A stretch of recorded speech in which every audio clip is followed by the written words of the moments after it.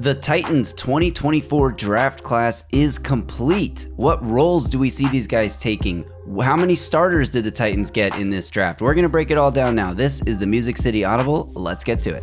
Welcome everyone to another episode of the Music City Audible podcast presented by Broadway Sports Media in partnership with 440 Sports. I'm Justin Graver. With me, as always, Justin Melo. And Justin, finally, after months of speculation, weeks of mock drafting, and hours of analysis, we have a draft class for the Titans. But before we break this class down, let me remind everyone that this show is brought to you by Sinkers Beverages in East Nashville and Bluegrass Beverages in Hendersonville. Huge selection of booze. That's wine, liquor, bourbon, beer, whatever you're looking for when you need a drink. Head to the Sinkers Beverages website or check the link in this podcast description to join the In-Crowd. In-Crowd members get access to allocated wines and spirits, exclusive events, early access to barrel releases, and more. And let's raise a glass, Justin, a toast to this draft class as we finally get to break everything down here. So how's it going? I'm doing well, man. I'm excited to break down the class. Probably spend more time on the day three guys today since we had whole episodes or two episodes on JC and one on Sweat. But I'm really excited because, as you know, I'm pretty high on a couple of these day three picks they landed.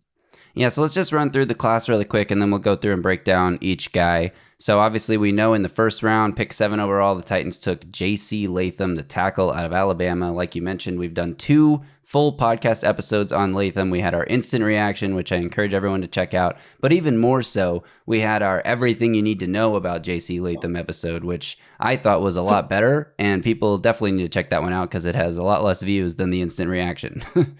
Agreed. People just love the terms instant reaction. But I'd go as far as saying 3 episodes on J.C. Latham if you include the film breakdown that we did pre-draft. So 3 full episodes on J.C. Latham. If you scroll through the channel, definitely watch that, everything you need to know about him, because we took a bit more of a measured approach there as opposed to the instant reaction. Right. And then in the second round, pick 38 overall, the Titans took defensive tackle T'Vondre Sweat out of Texas. Perhaps the most polarizing pick of this draft class. A lot of people loved it. A lot of people did not like it very much, but I think we gave a very good analysis of that pick in our instant reaction to that one. So check out that video as well if you missed it. And then the guys that we haven't talked about at all. In the 4th round, the Titans selected linebacker Cedric Gray out of North Carolina with the 106th overall pick. Then in the 5th round, with pick 146, the Titans took Jarvis Brownlee Jr., cornerback out of Louisville, who has come up many times on this particular show. Then in the 6th round, pick 182, the Titans took Jha'Quan Jackson, a wide receiver and returner out of Tulane. Next pick was round 7, pick 242, where they took James Williams, who played safety at Miami, but who will play linebacker here for the Titans. So double dipping at linebacker. And then finally, with their last pick of the draft, pick 252, the Titans took edge rusher Jaylen Harrell from Michigan. So the Titans attacking the defense here with 5 of the 7 picks. The Titans attacking the Senior Bowl with 6 of the 7 picks. Every pick except for J.C. Latham having been at the Senior Bowl. So a couple big themes there. And when it comes to the overall group looking at this, what we can talk about here is I think that the Titans went defense heavy. 5 of their 7 picks on defense. And if you remember on this podcast, I said a few weeks ago, I also tweeted this out, the Titans put a lot of money into defense this offseason with big contracts for guys like Chidobe Awuzie and L'Jarius Sneed. They already had Harold Landry, Jeffrey Simmons under big contracts. Obviously signing Kenneth Murray was a big deal. They got Amani Hooker locked up. They have a lot of money invested long-term on the defensive side of the ball. And so they needed to backfill those positions, find those other starters, a starting linebacker, starting defensive tackle, and find safety depth, cornerback depth, edge depth through the draft because they needed these cheap contracts. Now, they didn't find any safety depth. They drafted a safety, but again, he plays linebacker, James Williams out of Miami. So he's not going to be a safety. The Titans probably still need one of those. But the overarching point here is they did what they needed to do in terms of cap and roster construction. And Ryan Carthon actually said that wasn't the plan. That was just how the board fell to them, that defense, they had a feeling offense would go early in this draft and defense would go late. And they took a number of guys on the defensive side of the ball. Ryan Carthon said that's just how the board fell. So this may not have been like a plan to backfill all these depth spots with cheap rookie contracts, but it worked out that way. And I think it's a great sign for the future building of this team. But Justin, overview of this class, do you have any general thoughts before we dive into linebacker Cedric Gray? No, it's funny. Like I hadn't even thought of some of the I actually wouldn't call it bigger picture stuff, but like I've been so busy, I didn't even put together, 5 of 7 on defense, like little things I didn't think of. But you said it, and I said it too. Like we thought, there's a lot of holes on the defensive side of the ball on this roster. So outside of left tackle and maybe wide receiver, we figured this would be a pretty defense heavy draft with linemen at all 3 levels, linemen, linebackers, and DB. So big picture stuff. I think, first of all, they got a lot of, meat and potatoes with J.C. Latham and T'Vondre Sweat. I wrote this in my T'Vondre Sweat article. You guys should check out if you haven't yet. I would love to know. I don't even know how you'd find this information. It's probably not possible. I'd love to know those first 2 picks. Are they like the heaviest ever drafted by a team? You know what I mean? Like it must be in contention, right? When you figure 342 and 366, their combine weights. So a lot of meat and potatoes there. Not a lot of outstanding athletes from a relative athletic score standpoint. They actually, if you follow that, math bomb, they actually rank 32 of 32 across the league in the combined relative athletic score. I'm not just saying this because I'm a Titans guy. I'm not just saying this. You call me biased, whatever. I never thought I'd say this. I don't care. I don't care either. Number one, and it's no shot at what Math Bomb does. I think it's outstanding. It's obviously not a foolproof plan. Nothing's foolproof. But I put a lot of stock into it, by the way. I do love what he does. But when I look at the players, I don't care. I don't care at all. And we'll get into that a bit more. But they got meat and potatoes more so than athletes. But I do think there are some impressive athletes in this class as well.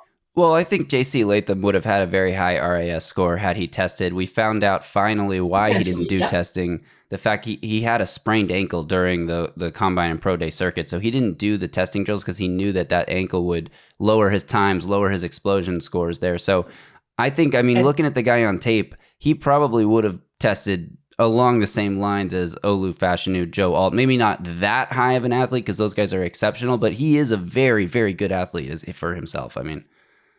And you also have to figure, and I'm not a big fan of this, but I don't think height and weight particularly, it's important context, but I think you know what I'm alluding to. I don't love that it helps make up sometimes the RAS score. Because again, it's totally relative because you're a different level of athlete based on height and weight. But you know what I mean? Like a guy like Jha'Quan Jackson, who is a good athlete. Like you watch him on tape, he's dynamic, he's elusive, but he's so small that the size brings that RAS score so far down.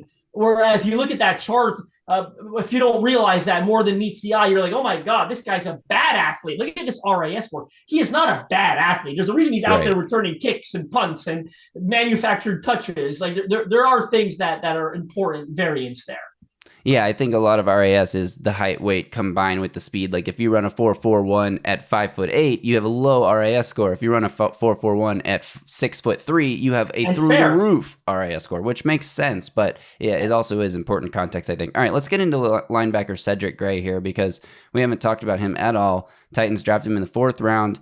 I think if we talk about fit, role, profile here, Cedric Gray profiles as an every down backer. His role is going to be starting Mike backer there next to Kenneth Murray. And I think his fit is he's the green dot guy for this defense, assuming he doesn't show up to camp and is totally lost in every phase of the game. Like if he starts picking things up relatively quickly, I think he'll earn the trust of this staff pretty quickly, and I think he will get the green dot. I loved his draft phone call with Rand Carthon, Titans posted, where basically Rand Carthon's like, how you doing? And he says, how you doing? What we doing? What we doing here? And Rand Carthon's like, what you want to do? And he's like, I want to come there. And Rand says, you want to come here? And he says, I want to come to Tennessee. And I just love that, like the enthusiasm. This like he gets the draft call and he's freaking out. He doesn't know what to do. He's like, oh my God, I'm about to finally get drafted. And it's just awesome to hear him say he wanted to come to Tennessee. And I think the Titans obviously have a huge need at linebacker, and they filled it here in the 4th round with Cedric Gray. Yeah, I love it. I don't know if I said it enough throughout this process, but I was always I think I said it a little bit. I was always so lukewarm on the thought of taking a linebacker at 38. In fact, lukewarm might be an overly positive word. I think I was less than that. I just don't like it. I don't. I mean, maybe we've been a little bit spoiled of finding the Jayon Browns and David Long Juniors in latter rounds, but I think that proves that you can find those guys a little bit later. That's why I hated that initially the Titans went into this draft with such a big need at the spot, because I was worried they were going to force themselves to take one at like 38. I'm glad they didn't. By the way, they had an opportunity to take the first linebacker off the board at 38. They decided against that. I'm glad that they did. They come here in the fourth round. They resist the urge to trade up, which Ran Carthon said he almost did for this specific player. They resist the urge to trade up and parting with picks. They stay patient at 106. They're confident the board's going to fall to them, and they get the guy that they wanted to get. And I do think, I agree with you that this is a guy that can wear the green dot for them next season in 2024, next to Kenneth Murray Jr. Well, why is that? One of the things that matters to me at that position, if you were going to be that kind of guy to step in, it's too obvious. It's experience and it's production, okay? This guy's coming off 3 straight 100 tackle seasons at North Carolina as a 3-year starter. He had 122 this past year. It wasn't even his career high. He had 145 in 2022. This guy is a tackle machine. I saw some people say, oh, well, there's lots of missed tackles on the tape. PFF credited him with X amount of missed tackles. Well, guess what? I'm going to give you context again. When you are making that many tackles, you're playing that many snaps, you are involved in that many plays, you are around the ball that much as he is, you're probably going to have a couple missed ones, right? I know a couple's putting it lightly, but that's the name of the game. It's context. When you are playing that much ball, okay, this guy had 300 and some, 400, I think 469 career tackles at North Carolina. Yeah, he probably missed 40, 50 of them along the way, right? Like when you're playing that much ball, that's going to happen. So I do think this is a guy that could wear the green dot. I wrote a really fun article earlier this morning on this class. It's over 2,000 words. Head over to BroadwaySportsMedia.com. It is free for you to read. We left it unlocked, free for everyone. I'm trying not to regurgitate too much of that, because not only do I want you to read it, of course, but I also want to try to offer you some different thoughts in case you did read it already. You don't want to hear me saying the same thing. It's not a read-along. But one thing I can't help myself, I got to say, I interviewed 4 of these 5 guys that were drafted on day 3 for the Titans. Actually, I think I interviewed 5 of 7 of the guys that they drafted, 4 of 5 on day 3. And I listened back to all those conversations this morning as I was reading the article. I actually listened to the audio instead of just reading it because I wanted to make sure I didn't miss anything. But one thing that jumped out immediately, and it's something I wouldn't have remembered if I didn't go back and do it, Cedric Gray, I asked him one player comp for yourself. And he said to me, Fred Warner of the San Francisco 49ers. I find that so interesting in the context now that Ran Carthon was in San Francisco when they drafted Fred Warner. And if you recall, local media asked Ran Carthon a few weeks ago about guys that can wear the green dot. And he said, I think it was his first year, maybe, in my first year in San Francisco, we drafted a guy that wore the green dot. Don't tell me for 1 second that little nugget I just gave you doesn't mean something, because Ran Carthon told you he was going to try to draw on that experience, essentially, throughout this draft.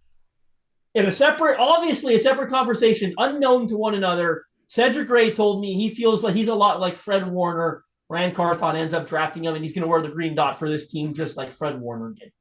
And I wouldn't be surprised if Cedric Gray told the Titans that he compares himself to Fred Warner too. They didn't have a chance to meet with them very much throughout the pre-draft process. This is kind of a unique pick in that sense, but Anthony Robinson did say that they met him and interviewed him at the Senior Bowl, so they got a chance to get face-to-face, and I wouldn't be shocked if he told Ran Carthon that as well. Cedric Gray was the only Power 5 player to average double-digit tackles per game in both 2022 and 2023. So like you said, productive as hell, always around the football. And yeah, you're going to miss some tackles when you're around the football that much. He was a 3-year starter at UNC. He had 30 tackles for loss, 8.5 sacks, 18 pass breakups, 5 interceptions. He's only 21 years old. And those coverage numbers are incredible to note, because the Titans need a backer next to Kenneth Murray who can drop back and play in coverage. And as many run tackles and run stops as Cedric Gray had, I think his best trait as a linebacker coming into the NFL, especially the modern NFL today, is his ability to play all three downs and play in coverage.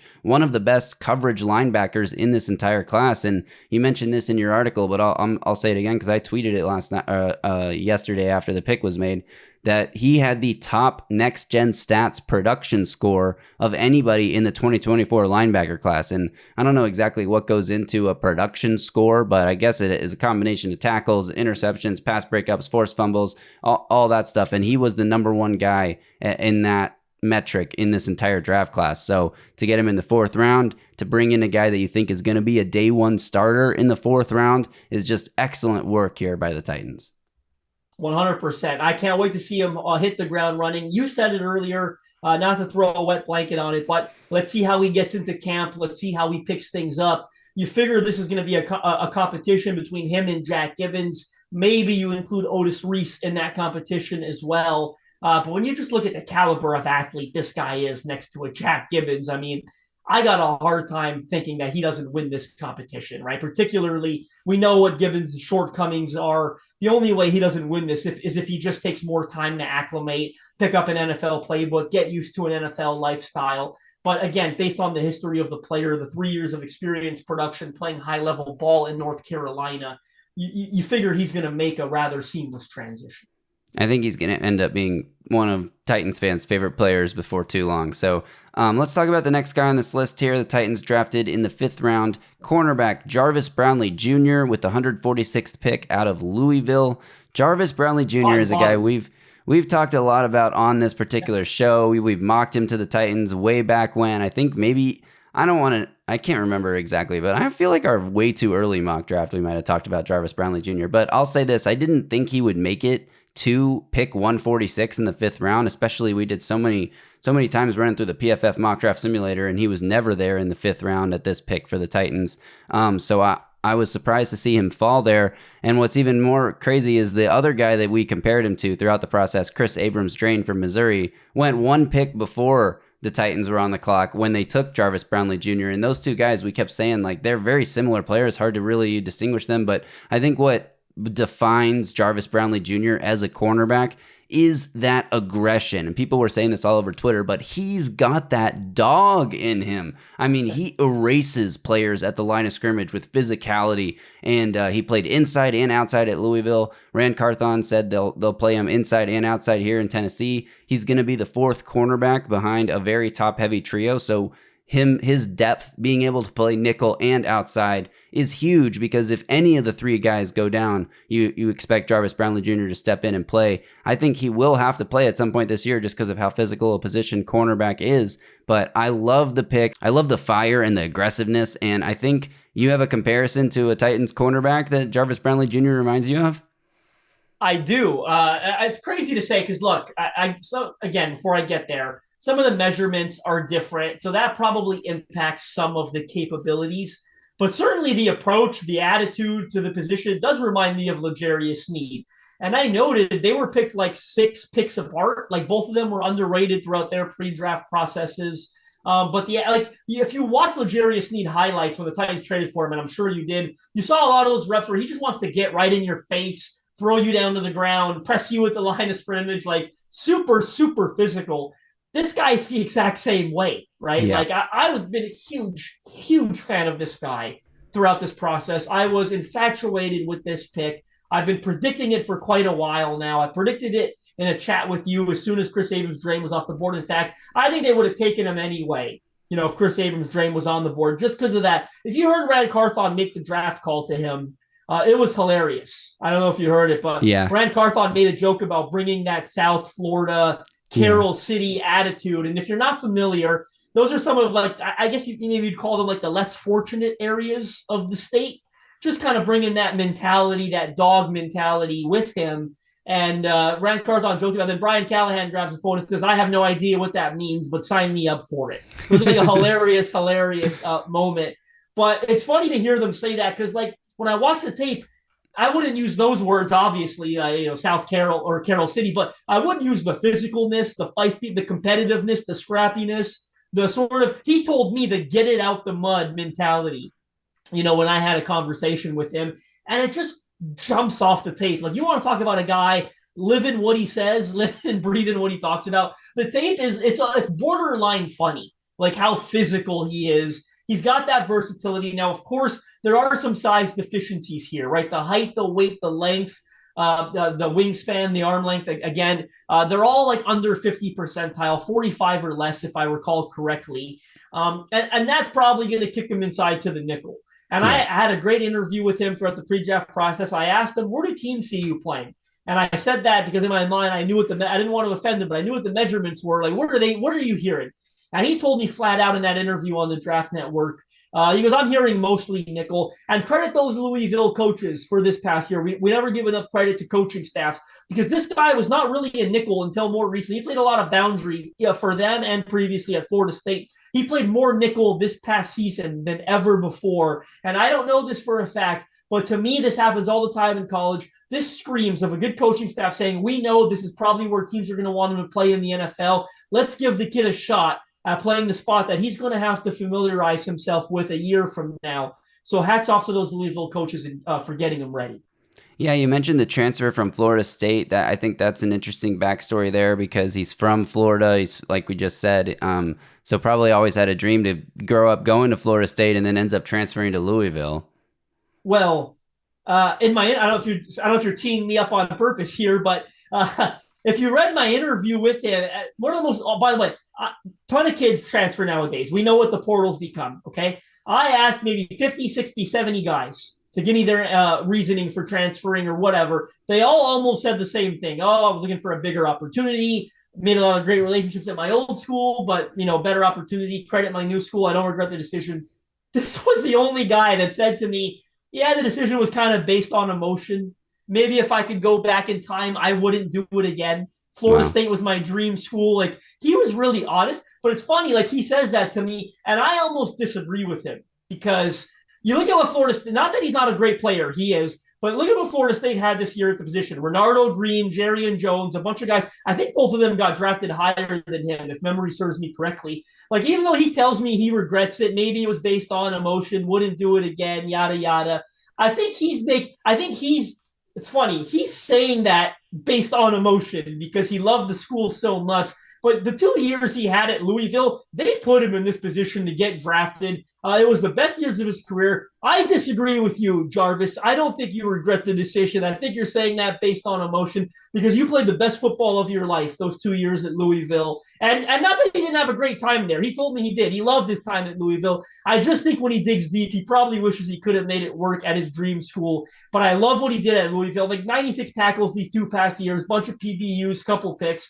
I'm infatuated with this player, man. I said in the article, I wouldn't be shocked if he ends up being one of the best players at his position in a couple of years. And that's a crazy thing to say. I know it is. I'm going to take a little out there and say it might be the nickel, not just all corners. I think he might be one of the best nickels in the NFL. I freaking love this player, man.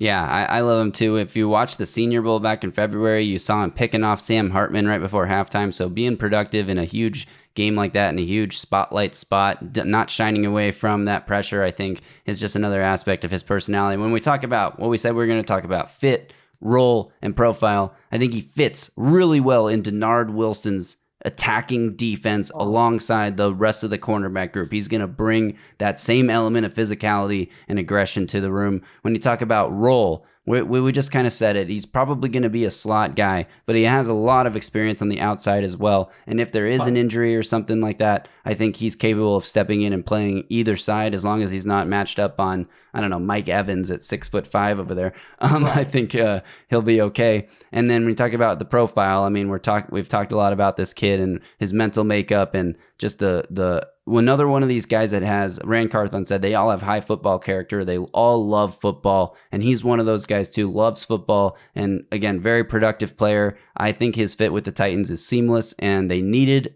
depth at the cornerback spot. They need a future succession plan for some of their older cornerback guys. Chidobe Awuzie being 29 years old already, and Darius Sneed having whatever knee issues he's had, and if Roger McCreary can hopefully stay on the field for all 17 games, then you won't maybe need Jarvis Brownlee Jr. as much, but we know that probably won't be the case. So I think it's a great draft pick here.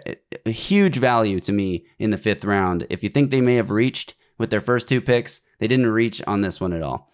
No, not at all. The last thing I want to say, you talked about him fitting into Denard Wilson's defense. Before we move on to the next player here, you reminded me, you know what I'm going to say maybe, that Denard Wilson quote from his press conference about the style of defense. And he said, no one's ever been successful by defending anything, right? You've got to go take it. And I mean, this player is living, breathing proof. Yeah, absolutely. All right, moving on to the next pick. 6th round, number 182. The Titans take Jha'Quan Jackson, wide receiver out of Tulane. Undersized guy, 5'9", 188 pounds, but dynamic with the ball in his hands, dynamic after the catch. Takes the top off the defense with his 4.41 speed. He's not a true burner, but he's got a lot of speed and a lot of quickness and a lot of short area bursts and quickness and agility. Can he play on the outside in the NFL? TBD on that. They said Anthony Robinson and Rand Carthon said they think he can play inside and outside at the NFL level. We'll see if that holds true because I think he's going to be more of a slot guy. But teammates with Tajay Spears at Tulane was with Tajay Spears. Roommates, that's what I meant to say. Roommates with Tajay Spears at Tulane for multiple years. They were together during the moment that Jha'Quan Jackson got drafted by the Titans. Tajay Spears was hanging out at his draft party. They FaceTimed Rand Carthon together when they got the call to say you are going to be a Tennessee Titan. So that is a pretty hilarious story there and a great fit for him coming in, having someone he already knows on the team. So I think that is awesome for him, for Tajay. And when they were at Tulane together against USC in the 2022 Cotton Bowl, Tajay Spears had 205 rushing yards and 4 touchdowns to help Tulane upset USC 46-45. And Jha'Quan Jackson had an 87-yard touchdown catch in that game. You know, I was stunned at the outrage over this pick on Twitter. Usually I can predict these things. I didn't see it coming at all. Maybe I had blinders on because I think I've talked about this kid on this show. I loved him throughout this entire process. The size deficiencies are what they are. We know what they are. It's funny. I almost view him as like the Tajay Spears of wide receivers. Like, yes, he's small, but he's dynamic. He's elusive. Get the ball in his hands, and he's going to make something happen. He starts for you day one, kick returner and punt returner. It's been a long time since the Titans went into a season, I mean, an off season even, right? Knowing who that guy is going to be. In my opinion, I think we already know who that guy's going to be. It's going to be him. He was coached by Coach McMahon on special teams last year at Tulane, who won a national championship at LSU and a Super Bowl with the New Orleans Saints, coaching special teams. He is well prepared in that phase of the game. He was pretty dynamic throughout his entire career there. He had like 500-something kick return yards a few years ago. He's done it for multiple years. Some people brought up the muff punts. I'll be blunt. I don't care. Might come and bite me in the ass. That's quick. Coach it out of his system. Technique. Little things I think they can fix. They didn't take him out for back there, Tulane, when he was doing that because they know how good he is at it. So save me with that. He's a good special teams player. Don't use that stat. He's a very good special teams player. You're going to see him do it for this team. I think he'll contend for reps in the slot. This guy was a 6th rounder, and we're complaining about this pick. It's bullshit to me because if you come out of the 6th round, I use it's bullshit. You come out of the 6th round with a starter at kick returner and on the punt return team. Okay, you think they're going to draft DeAndre Hopkins' successor in the 6th round? You know how unlikely that is, and especially like an X. You don't think those guys go earlier than that? The worst case scenario is this guy is a starting punt returner, a starting kick returner, okay? And at that worst case, I think if you don't think he can play every down roll in the slot, whatever, he's going to make big plays through manufactured touches on occasion. Yeah, I know Tajay Spears played a lot, but remember those first few reps where they would just get him the ball in space and he made something happen? This guy's going to bring this up during the season. This guy's going to line up in the backfield, okay, on occasion. They're going to throw him a swing pass, and he's going to make guys miss and take it for a big gain. Even if he only makes 1, 2, or 3 of those big plays on offense and is your great special teams guy, I like this pick a lot. I love what he does. He's quicker than 4.41. I don't care about that at all. Jim Nagy, I talked to a lot throughout this process. I talked to a lot of scouts throughout this process. I think I said this before, not on this episode, maybe previously. I say a lot of things all the time. I don't know. I can't be bothered to remember. Separate conversations with scouts, separate conversations with Jim Nagy. They both told me Zay Flowers. Okay, I couldn't believe that when it came up. And then Jha'Quan Jackson told me Zay Flowers when I asked him. I don't know if he heard that from one of those guys, an NFL scout or what, but 3 separate conversations, the same comp 3 times with 3 different people in different circles. So I like this guy a lot. I like the value here. I had people at UDFA. I never thought he was a UD. How many UDFAs were at the Senior Bowl? Not a lot. How many drafted players were at the Senior Bowl? A lot of them, more than 100 of them, okay? This guy's not a UDFA. Jim and his staff, they work year-round. They know what they do when they bring these guys to Mobile. He's not a UDFA. He's a freaking good football player, and he's a great guy as well. Really good guy. I got to know really, really well throughout the Senior Bowl process. If you're not familiar, Jim Nagy sort of put me in charge of like an interview series that we do in collaboration with the Senior Bowl. He was one of my favorite ones. I had 10 plus conversations. I only needed to have one conversation with him. We ended up having 10 plus conversations. I talked to him yesterday after he got drafted. I'm just so goddamn excited. This kid is accountable. You heard Tajay Spears say it in the draft video, by the way, because I'm excited that we get to hold each other accountable again. Okay, these guys are going to be great teammates. Jha'Quan Jackson's going to make big plays for this team, either on offense or special teams, or both. Yeah, I totally agree with you that if you can find a guy that you have a defined role for and you know he's going to come in and make a day one impact and you're drafting him in the 6th round, then it doesn't matter because, like, what else are you going to pick in the 6th round? Another tackle that is just going to get cut in the training camp process, a Cole McDonald level quarterback. The only complaint that I do have with this pick, and this is just me being me, and like I don't know, I haven't had conversations with these guys. I am not in the room. I don't know how they feel about everything, but Malik Washington was still on the board when they picked Jha'Quan Jackson. He went 2 picks later to the Miami Dolphins, who know a thing or two about offense. A similar profile guy, 5'8", 194 pounds. I really liked Malik Washington. I said it on this podcast when we did, I think, a mock draft or something, that I really like Malik Washington's ability to create separation and get open. So I know there were some Titans fans who were like, wow, we drafted Jha'Quan Jackson over Malik Washington. What's wrong with Malik Washington? Why couldn't we have drafted him instead? And I get those concerns. But you got to sometimes trust the process, and could look stupid in 4 years if Malik Washington's one of the better receivers in the league. But if Malik Washington does nothing this year and Jha'Quan Jackson's returning kicks and punts, especially with the new kickoff format, and you need a guy back there that can make people miss in the short area, I'll get over it. And I think Titans fans will too. So I think, yeah, that was my only sort of hesitation with the pick, is that Malik Washington was still there. But obviously the Titans like Jha'Quan Jackson more. And so who am I to argue? 2 things I'm going to say about that. Number one, maybe special teams played a role. I like Malik Washington a lot too, and I wouldn't have been mad if they drafted him instead. 2 things: never returned a single punt in his career, or at least not Malik Washington, not one single punt return on his resume. Only 14 career kickoffs in 5 years in college. All 14 of them came this past year. So Virginia obviously made an effort to get him involved there, maybe give him a better chance as well. I hate to say this, man. I hate to say it. I'm going to say it, though, because sometimes everyone thinks they're smarter than ever. How did they take this guy over Malik Washington, okay? I don't know this for a fact, so I want to preface this with that, okay? Please. But just take the hint that I'm giving you, okay? And I hate saying this, but I'm going to say it. Which All-Star game did Jha'Quan Jackson go to? Senior Bowl. Which All-Star game did Malik Washington go to? I don't know. He did go to one. Usually a pretty good telltale sign on how the league feels about these players. Was he at the Shrine Bowl? Right. Yes. Not for sure. Shrine had Ed Jaron Cooper, okay? 41 overall. They had Zay Flowers the year before, okay? But it would be a scientific fact for me to say Senior Bowl has higher drafted players on a consistent basis, better competition, okay? Which one went to which one went to the other. And both of them, senior, you don't think Jim Nagy, he tells you this. I don't got to tell you this. He talks to NFL teams when he brings these kids we want to see this guy. We want to see this guy.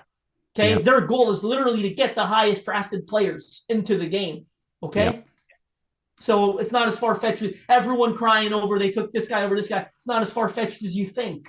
Yeah, I mean, it makes sense to me. And I again, with the defined role coming in as a day one starter, as your punt returner and kick returner, it makes it make absolute sense to me. And you hope that, the Titans said they need to find a slot receiver. They threw out a bunch of names that they're going to try out in training camp. They did not include Treylon Burks in that group of names. So we'll see if they see him as more of a dominant outside guy. And when you look at the draft class as a whole, a really deep draft class for wide receivers. Titans don't take one until the 6th round. That's 2 years in a row that they enter a draft with a perceived need at receiver, with a very deep class in front of them, and they don't take anyone until the 6th round. Last year was Colton Dowell. This year, Jha'Quan Jackson. So that is maybe like an overall complaint you could have about this draft class. But what does that signal to me is that maybe they have a little bit more hope and a little bit more faith in what they're going to be able to pull out of Treylon Burks than what Titans fans have. After the last 2 seasons, I think a lot of Titans fans have said, if Burks gives you anything, that's great, but you can't count on him. I totally agree. I don't think the staff is counting on him. I think they have 2 very good,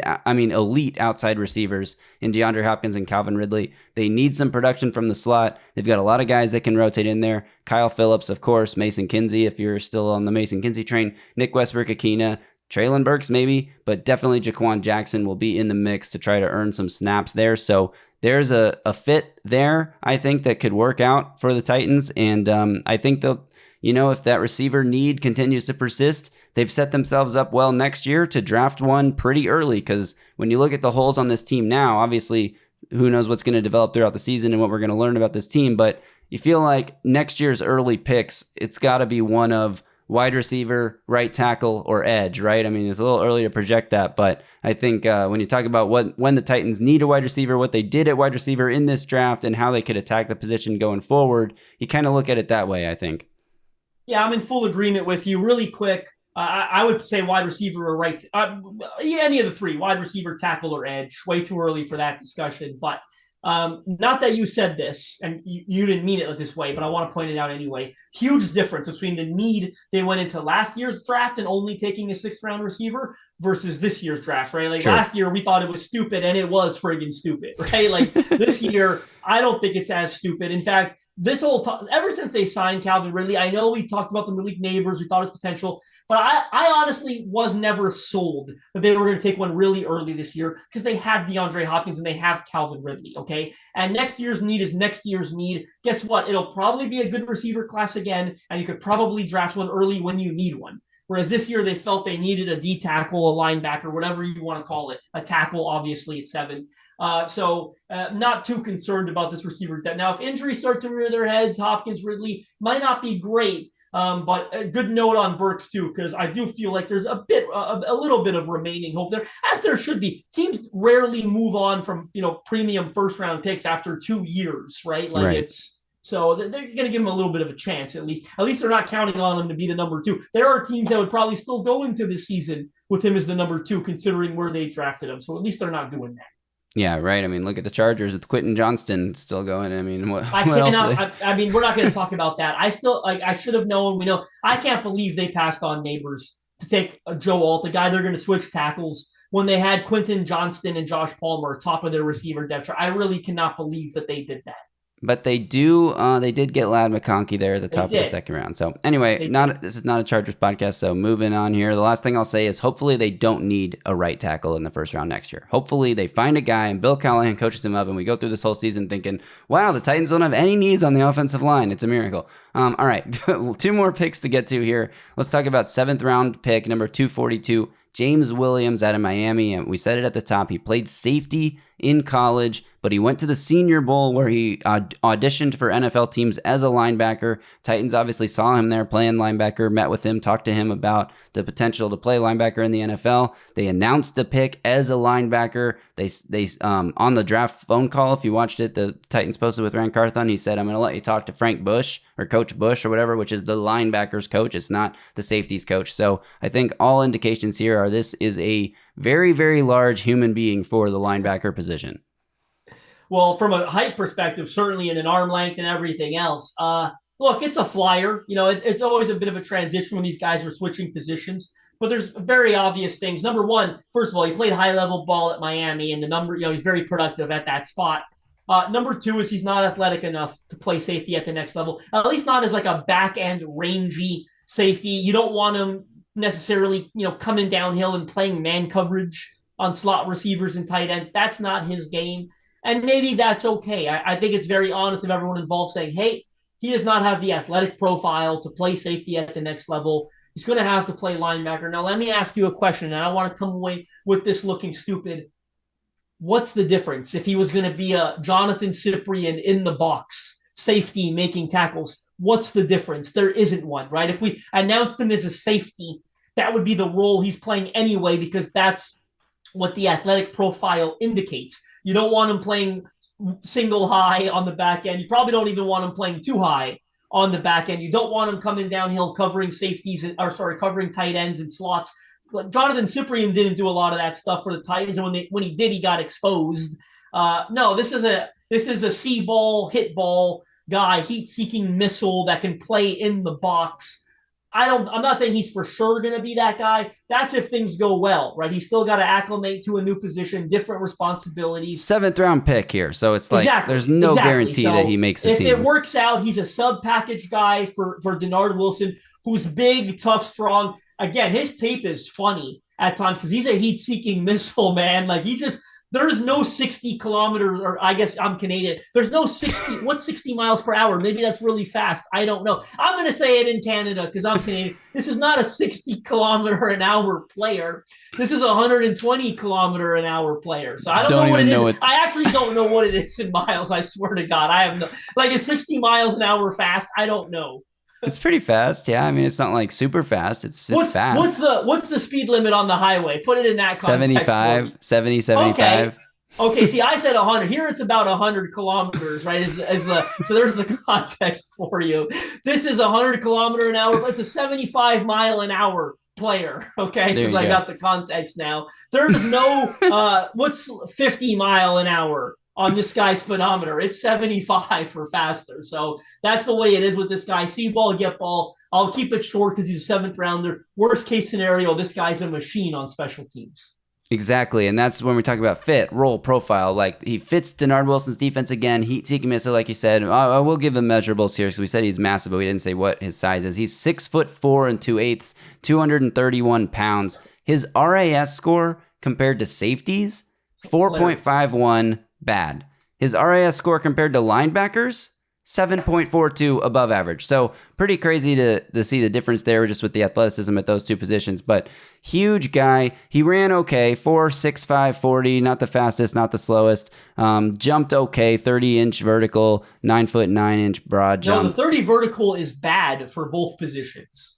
Yeah, that's fair. I jumped 32 inches, so I guess I should have known that. But yeah, not the most explosive. So the vertical is really bad for both, but the broad is above average for linebackers, and the 40 is above average, and so all of these were like historically bad almost for safeties, but most of them are above average for linebackers, with the vertical being the only one that's still bad. Right. So anyway, the fit, we've said it fits well with this aggressive attacking style defense. The role is probably reserve linebacker. Although there's a chance, I mean, the Titans don't have a lot of depth at linebacker. You got Kenneth Murray assigned to be a starter for sure. You got Cedric Gray, who we're expecting to come in, probably have a camp competition. They're not going to hand him the job, but we expect him to win that camp competition. And then you got Jack Gibbons and Otis Reese as the other guys in the room. But like you said, worst case, he plays special teams. So you have a role defined for him from day one. He's a 7th round pick that you think you can get contributions from in the 2024 season. That's a good pick in my opinion. So I'm on board with this. I like what the vision for this player is. We got one player left to talk about here, the last pick of the draft. And to me, this may have been the most value the Titans got in any selection, the biggest quote-unquote steal. Now, I don't know.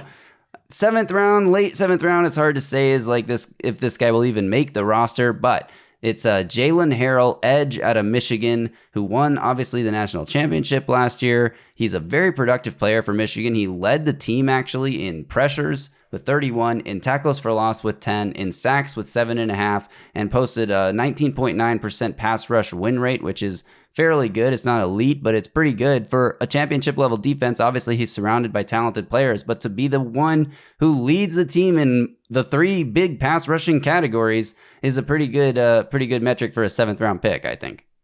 No, absolutely. And I liked him coming out. I spoke to him, did a good interview with him coming out of Michigan. I think he's going to push what I said. The way I summed it up is I think he's going to push guys like Caleb Murphy and Rashad Weaver, maybe, for some snaps out there. We got to be realistic. There's a reason he's available in the 7th round. He's a bit undersized, right, at 250 pounds, not terrific size for the position. Although Ran Carthon did say he'll play outside linebacker. He's going to play the Sam. And Carthon said he sees him as a 3-down player, that can defend the run and stop the pass. I mean, some of those TFLs, his tackle totals indicate that, he was a pretty good, decent run defender at Michigan. So there's some juice here. There's some speed. He's actually got the best relative athletic profile of all the Titans draft picks, including Cedric Gray, a better profile than him. So I like the flyer. Look, this is not going to fill the need they entered the draft with to replace Autry. Okay, I still think they need a different body type there, of course. What's Autry got? 15, 20, 25 pounds on a guy like this? Early down run defender. I think they got to dip back into the free agency pool and still find that guy. And by the way, they still got to find a safety since they didn't draft one, who were James Williams being a linebacker. And Carthon essentially said they're going to be signing a safety here at some point. There's a ton of good veteran ones available, so they're going to find one. And you and I will do the emergency instant reaction pod when they do. Yeah. But I like taking a flyer on this guy. I think he could at least come in and push some of the other guys like a Caleb Murphy, a Rashad Weaver, who's starting to get to the end of his line, if he doesn't show more here. So I imagine he'll come in and contend throughout August. Yeah, when you just look at the edge position, and it's so top heavy again, like most of the positions on defense were entering the draft, with Harold Landry and Arden Key as your expected starters. Arden Key, are they going to sign someone to start over Arden Key so they can use him more as a rotational rusher, which is what Brian Callahan called him earlier this offseason?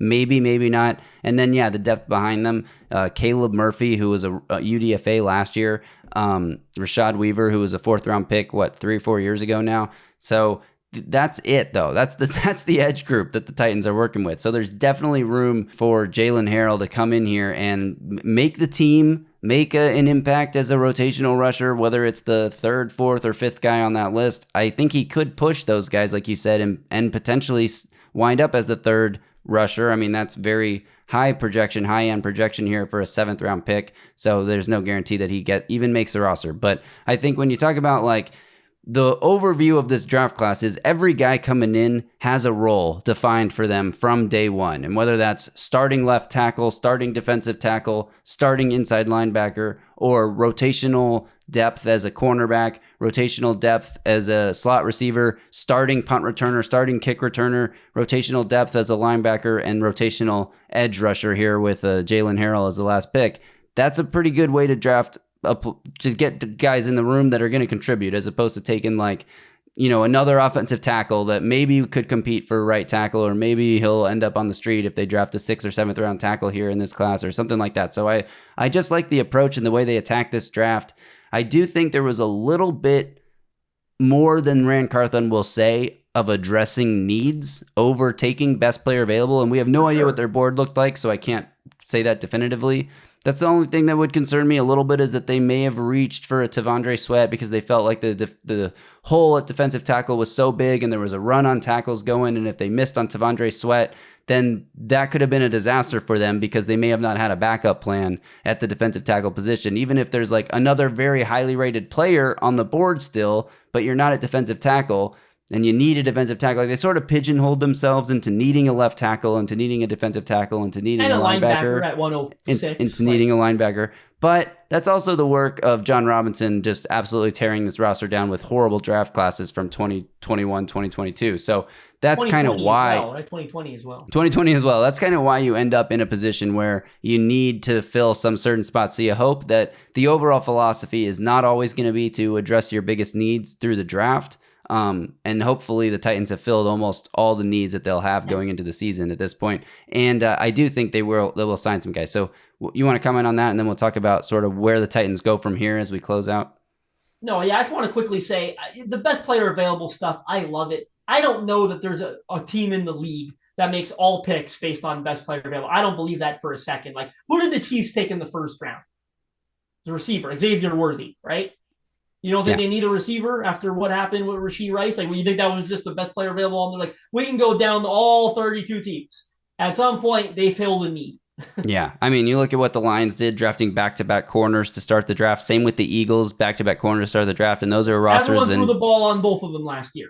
And those are rosters and GMs that we think are very good process, Howie Roseman especially, and they go out and address their biggest needs with their first 2 draft picks. No roster is fully complete in the NFL, and that's just kind of what everyone's working with, and that's why the Super Bowl was so fascinating. The most complete roster in the Niners versus a roster with so many holes, but the best quarterback in the Chiefs. 2 ways to build a football team there, and the Titans addressing a lot of their holes here, but they still have a few. So let's talk about that as we spin this forward and close out this podcast episode. The Titans need a safety probably. You mentioned edge rusher. I think they could use some tackle insurance. I'd love to see them sign one of Marcus May, Justin Simmons, Quandre Diggs, maybe one of the other safeties if you have a preference. I threw Quandre Diggs in there because hook 'em. An edge rusher, I don't really know what the market's like. Do you have guys in mind that you think they could sign at edge? I do. There are a couple intriguing guys at that spot. Emmanuel Ogbah is one that I think can come in and give them some snaps. And Mike Herndon pointed out an interesting one on Twitter, made me chuckle because he's not wrong, but I figure there's no way in hell it happens. Don't say Bud Dupree.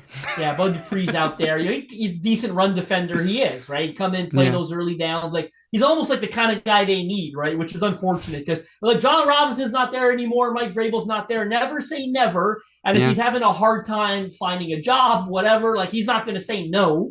You know what I mean? It's not usually not how life in the NFL works.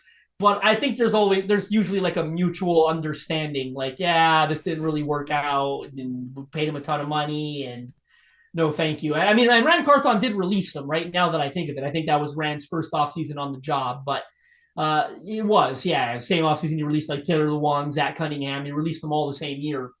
So that's probably not going to happen, but it is kind of funny because I think that would probably be a good, a realistic. You're not giving them $100 million like you did back then, so the expectations would be totally different. Yeah, and I think it's kind of what they need. But there's some other. I know Carl Lawson is still out there. I don't know how much he gives you as an early down run guy at this point in his career, but there are some bodies out there they can go get. And then at the tackle position, I think Andres Pete is still very much on the table as tackle insurance. Chris Hubbard's still out there. We don't know what I think he's probably healed from the season-ending injury he suffered last year. But yeah, they have options if they want to bring in some insurance, whether that be for right tackle, whether that be for a swing tackle kind of guy. But Rand Carthon said specifically at the post-draft presser on Saturday afternoon that they did not fill their entire roster with UDFAs because they anticipate making a few late free agent signings here. And he also said, we're not going to wait to get into training camp. We have a fully new staff and a new system. We want to get these guys in as soon as possible, get them acclimated to the new coaching staff. So they're not going to wait around here. And he also said, we don't want to have to cut one of our UDFAs right after we sign him to bring in one of these veterans. So they left some roster spots. It is a good way to treat people. But it's also interesting. They didn't leave a spot for a safety. They left spots, multiple, plural, open for guys. So I think they're going to sign multiple position veterans here in the next few days even. Well, as they should. And I'm glad you told me that because I didn't hear that comment. Because my initial impression was they signed a lot of UDFAs. Holy crap. The list is long, and we'll probably do a whole episode on them at some point. No way in hell I've had an opportunity to familiarize myself with all of them yet. I familiarized myself with a couple of them, and some of them I already knew. I broke one on Twitter, or 2 or 3 that I knew really, really well. There were a couple others I haven't heard of, I'll admit, but we'll get to that when it's time. But that's good to hear because my initial impression was, holy crap, they've signed a lot of UDFAs. I guess they had room for even more, and they did it. So that's a good sign. Yeah, exactly. So there you go. And that'll do it. We done did it with the draft class here. The Titans fits, profiles, roles. How many starters? 3, I think. 3 day one starters. Day one starters. 4 if you count punt returner as a starter position. 4 if you count 5 if you include kick returner. If we pair those together, 4. I agree. You've got 4. Jha'Quan Jackson might be the first Titan to touch a ball in 2024, so that definitely counts for something. But the offense, defense, 3 every down starters. If they don't force a turnover on the first possession, he's either going to return the opening kickoff or he's going to return a punt right off the bat. Or return a kickoff after they give up a touchdown. Nah, this defense ain't giving up touchdowns. What are we talking about? So 3 day one starters, 4 if you count punt returner, and how many future Hall of Famers? I'm not doing that with you. I mean, definitely J.C. Latham, Tavondre Sweat, Cedric Gray. I think 3 probably. No, I'm teasing. But that is obviously the hope and the prayer is that some of these guys turn out to be one of the greatest of all time. Now we're getting way ahead of ourselves there. All right, Justin, we'll be back soon. Like you said, we're going to recap the UDFA class. We're going to start working on some film breakdowns here for all the players that we haven't done one on. So that's everyone except for JC Latham. We're going to start working on those here over the next few weeks, so we'll get those out to you. And then obviously, if the Titans sign one of these veterans, we will hop back on to react. Any final parting words? It feels like you're itching to say something about the film review. No, I'm itching to say something. I shouldn't say it because nothing is guaranteed yet, but I'm rubbing my hands because I'm working on some stuff that I am so excited about that I think Titans fans are going to love. Possible article, possible film reviews, possibly both. We will update you when it's time. What I'm working on was not easy. I imagine no one else in this market is going to be able to do what I'm trying to do right now. I'm just so excited about what's in the works. I hope to have something to you guys, maybe even within a week. Fingers crossed, it might not come through. I might look dumb, but I've made some good progress on what I'm working on to the point where I have faith it's going to happen. Fingers crossed. I'm so excited to present that to you if it comes to fruition. Nice. Well, we will look forward to that, whatever it may be. Until then, we'll be back soon. Thanks to everyone for tuning in. Thanks to everyone watching on YouTube. Make sure you are subscribed to the Music City Audible channel. Give this video a thumbs up, like, and turn on alerts so you get a notification every time we drop a new video. Thanks as always to our sponsors, Sinkers Beverages in East Nashville and Bluegrass Beverages in Hendersonville. As I said at the top of the show, check the link in this podcast description or head to the sinkersbeverages.com website to sign up for the In Crowd. In Crowd members get access to allocated wines and spirits, exclusive events, early access to barrel releases, and more. And head over to Uber Eats if you are too lazy or too busy to head out to the store. Pull up your Uber Eats app, search Sinkers Beverages, and you can have all the booze you need delivered right to your door. All right, Justin, that'll do it for us. Until next time, y'all stay safe out there and tighten up.